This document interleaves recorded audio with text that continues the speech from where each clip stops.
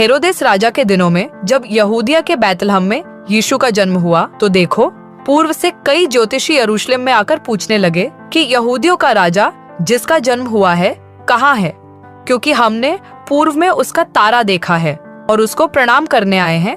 यह सुनकर हेरोदेस राजा और उसके साथ सारा यरूशलेम घबरा गया।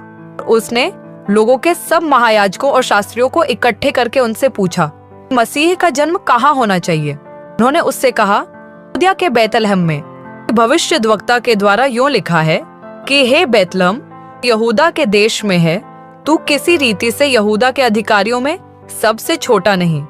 तुझ में से एक अधिपति निकलेगा जो मेरी प्रजा इजराइल की रखवाली करेगा। तब हेरोदेस ने ज्योतिषियों को चुपके से बुलाकर उनसे पूछा कि तारा ठीक किस समय दिखाई दिया था, और उसने यह कहकर उन्हें बैतलहम भेजा कि जाकर उस बालक के विषय में ठीक ठीक मालूम करो, और जब वह मिल जाए तो मुझे समाचार दो, ताकि मैं भी आकर उसको प्रणाम करूं।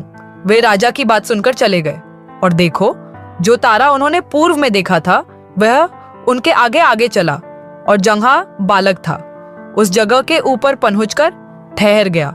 उस तारे को देखकर वे अति आनंदित हुए और उस घर में पहुंचकर उस बालक को उसकी माता मरियम के साथ देखा और मोह के बल गिरकर उसे प्रणाम किया और